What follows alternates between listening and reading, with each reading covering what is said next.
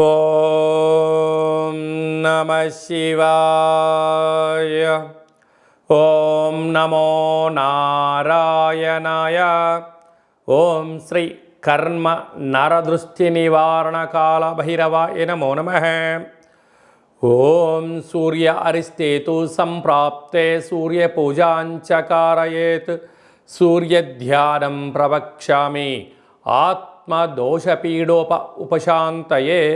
హరి ఓం. మా ఛానల్కి స్వాగతం. చూస్తున్న వీక్షకులకు ప్రేక్షకులకు ప్రియ కాళభైరవ భగవద్బంధులకి స్వాగతం పలుకుతూ మమ్మల్ని ఎంతగానో ఆదరిస్తూ ఉండబడినటువంటి ప్రియ సోదరా సోదరీమణులకు, జ్యోతిష్య అభిమానులకు, ఆరోగ్య అభిలాషులందరికీ స్వాగతం పలుకుతూ అందరిపైనను ఆరోగ్యకారకుడు, ఆత్మకారకుడు, పితృకారకుడైనటువంటి సూర్య భగవానుని యొక్క ఆశీస్సులు అందరిపైనను ప్రసరించాలని, అందరికీ నిండు నూరేళ్ల ఆయురారోగ్యాలను ప్రసాదించాలని మనమందరము కూడా ప్రతిరోజు సూర్య నమస్కారం చేద్దాం.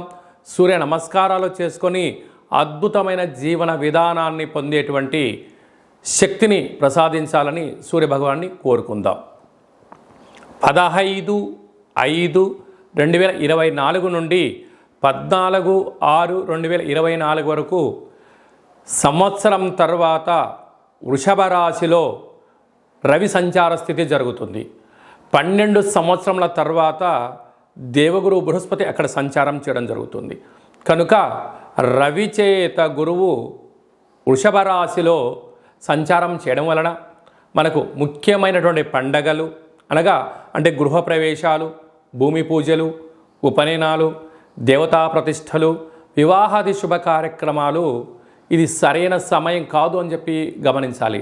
కారణం ఏమిటనగా రవిచేత గురువు సంచారం చేయడం వలన గురుమౌఢ్యమి అన్నటువంటి కారణం చేత ముహూర్తాలు లేవు అని చెప్పి గమనించాలి.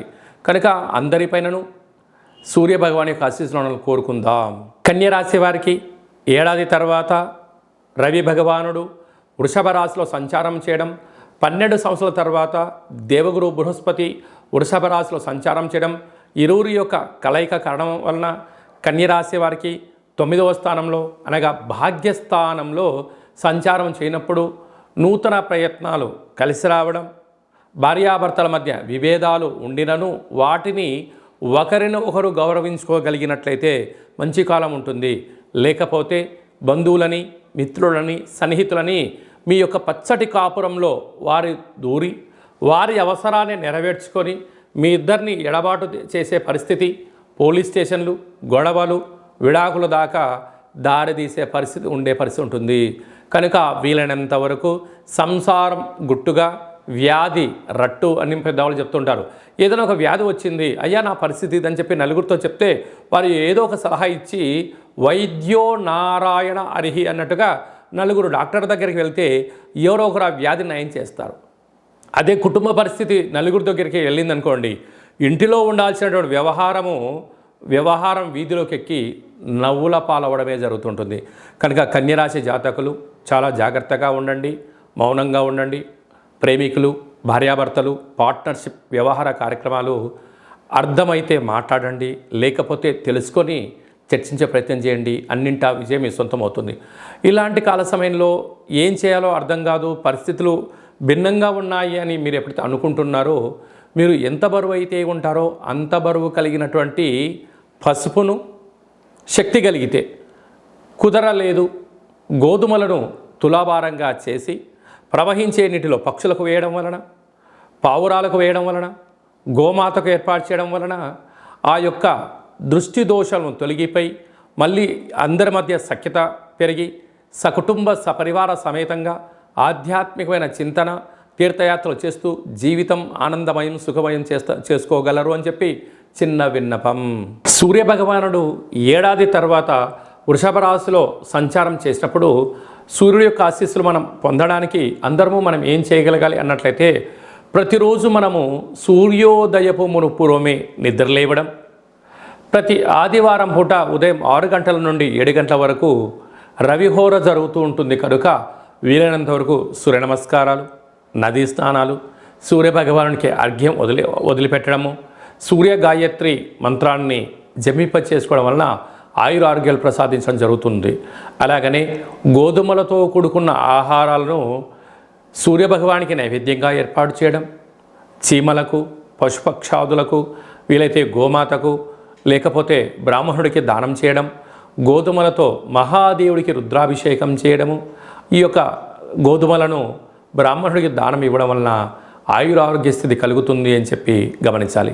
ఇంకనూ మనం విజయం సాధించగలగాలి అన్నట్లయితే ప్రతిరోజు మనము సూర్య నమస్కారం చేసిన తదనంతరము ఒక సింధూరం బొట్టును లలాటం అంటే బొట్టు పెట్టుకోవడం, అలాగనే పడుకునేటువంటి రూమ్లో లేకుంటే ఆఫీస్లో కానీ ఒక ఎర్రటి బల్బును వెలిగించడం, ఎర్రటి పెన్నుతో వ్రాయడం, ఎరుపు పుష్పాలతో భగవంతుడికి అర్చన చేయడం వల్ల ఆయురారోగ్యాలు కలుగుతాయి.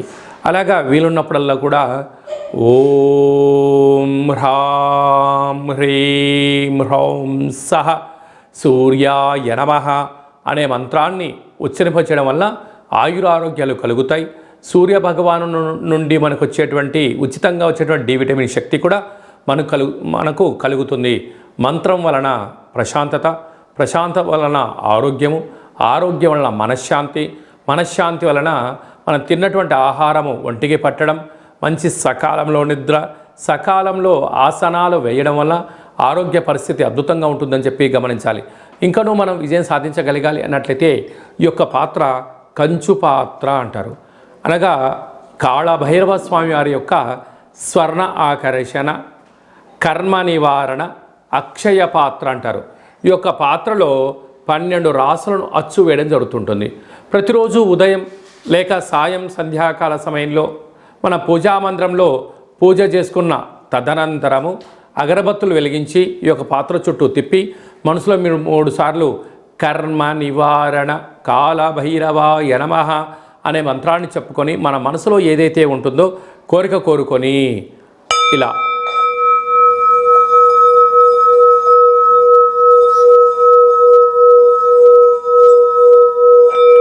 శబ్ద తరంగాలను సృష్టించడం వలన మనిషి జీవితంలో ప్రశాంతత, ఆనందం, ఆరోగ్యం, ఐశ్వర్యం మన సొంతమవుతుందని చెప్పి గమనించగలగాలి. కనుక మనకు ఎన్ని కోట్ల సంపద ఉన్నా మనశ్శాంతి, ఆరోగ్యమే ఐశ్వర్యం, ఆరోగ్యమే మహాభాగ్యము. కనుక ఈ శబ్ద తరంగాల వలన మనకు ఇవన్నీ కూడా తృప్తిని, ఐశ్వర్యాన్ని, ఆనందాన్ని ఇస్తుందని చెప్పి గమనించాలి. కనుక ఇంట్లో ఎవరు కూడా కీచులాడుకోకుండా, గొడవ పడకుండా ప్రశాంతంగా ఉండే శక్తి ఈ శబ్ద తరంగాల ద్వారా ఉంటుందని చెప్పి గమనించాలి. అలాగనే మన వ్యక్తిగత జాతకంతో పాటు ఈ యొక్క పాత్రను మనం ఇంట్లో పెట్టుకోవడం వలన మనకు ఈ యొక్క అక్షయ పాత్ర, ఒక కాళభైరవ స్వామి యొక్క పిరమిడు, డాలరు, కంకణము, మీ పేరు పైన ప్రత్యేకంగా ఈ మన యొక్క దేవాలయంలో స్వర్ణ ఆకర్షణ, నరదృష్టి నివారణ, కర్మ నివారణ కాళభైరవ హోమ కార్యక్రమం చేయించి వీడియో కాల్లో ప్రత్యక్షంగా మీకు చూపిస్తూ ఈ యొక్క అక్షయ పాత్రను కూడా మీకు అందజేయడం జరుగుతుంది. ఆసక్తి గలవారు ఈ కింద నెంబర్ సంప్రదించి స్వర్ణాకర్షణ కాళభైరవ స్వామి యొక్క అక్షయ పాత్రను మీ సొంతం చేసుకోగలరు. అలాగే మీ వ్యక్తిగత జాతకం తెలుసుకోవాలనుకుంటున్నారా? మీరు పుట్టినటువంటి కాల సమయంలో తల్లిదండ్రులు పెట్టేటువంటి పేరు, తేదీ, నెల, సంవత్సరం, సమయం వ్రాసి మీరు పంపించినట్లయితే 100 సంవత్సరముల జాతకాన్ని వ్రాసి పంపించి మీరు పుట్టినప్పుడు గ్రహ గమనాలు ఎలా ఉన్నాయి, ప్రస్తుతం ఎలా ఉంటున్నాయి, రాబోయే కాలంలో ఎలా ఉండబోతున్నాయో సవివరంగా సంపూర్ణంగా తెలియజేయడం జరుగుతుంది. అలాగే చాలామందికి పుట్టినటువంటి కాల సమయంలో డేటా ఆఫ్ బర్త్లు లేనటువంటి కారణం వలన పేరు యొక్క మొదటి అక్షరాన్ని అనుసరిస్తూ రాశిని తెలియచేస్తూ రమణ శాస్త్రం ద్వారా అనగా గవ్వళ ద్వారా కాళభైరవ ఉపాసన చేత భూత, భవిష్యత్, వర్తమానాన్ని మీకు తెలియజేయడం జరుగుతుంది. ఆధ్యాత్మిక సలహాలు, సూచనలు ఇవ్వడం జరుగుతుంది. అలాగనే మీ అబ్బాయి తరచుగా విద్యలో వెనుకబాటుతోవడం కానీ, పరీక్షాకాల సమయంలో అనుకున్నంత ఉత్తీర్ణత రాకపోవడం, అలాగే ఎన్ని ఇంటర్వ్యూలకు అటెండ్ అయినా ఉద్యోగం రాకపోవడం ఏమిటో మన జాతకంలో ఉండబడినటువంటి దోషాలను తొలగించుకునే ప్రయత్నం చేద్దాం.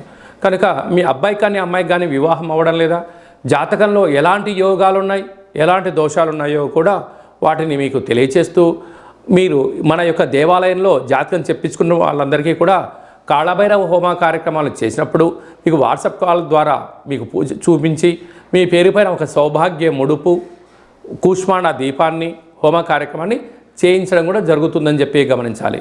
కనుక ఆసక్తి గలవారు ఈ కిందను సంప్రదించి అపాయింట్మెంట్ తీసుకొని సంప్రదించగలరు. అందరికీ ఈ సూర్యభగవానుడి యొక్క ఆశీస్సులు వృషభ రాశిలో ఏడాది తర్వాత సంచారం చేయడం వలన సంపూర్ణ ఆయురారోగ్యాన్ని ప్రసాదించాలని కోరుకుంటూ ఆశీర్వచనం. ఓం శతమానం భవతి శతాయు పురుష సతేంద్రియ ఆయుష్యేవేంద్రియే ప్రతిష్టతి ధనం ధాన్యం బహుపుత్రలాభం శత సంవత్సరం దీర్ఘమాయు. సర్వే జనా సుఖినో భవంతు, లోకా సమస్తా సుఖినో భవంతు. సర్వం సూర్యనారాయణార్పణమస్తు. హరి ఓం. ఈ వీడియో మీకు నచ్చినట్టయితే లైక్ చేయండి, షేర్ చేయండి, మా ఛానల్ సబ్స్క్రైబ్ చేయండి. మేము చేస్తున్న ఆధ్యాత్మికమైన వీడియోలు మీకు ముందస్తుగా నోటిఫికేషన్ రావాలన్నట్టయితే గంట సింబల్ని ప్రెస్ చేయండి. పైన ఆల్ అనే బటన్ కూడా తెలియచేయండి. హిందూ ధర్మాన్ని కాపాడండి.